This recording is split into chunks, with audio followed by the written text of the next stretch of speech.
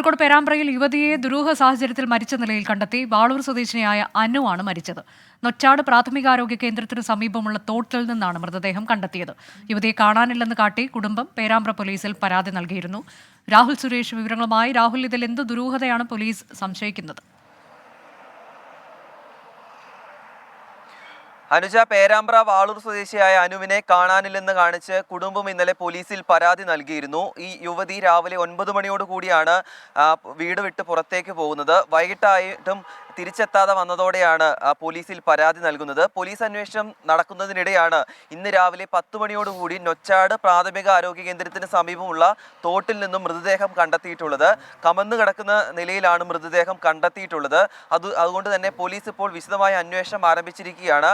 Inquest ഉൾപ്പെടെയുള്ള നടപടികൾ ഇപ്പോൾ പുരോഗമിച്ചുകൊണ്ടിരിക്കുകയാണ്. അതിനുശേഷമായിരിക്കും കോഴിക്കോട് മെഡിക്കൽ കോളേജിലേക്ക് മൃതദേഹം മാറ്റുക.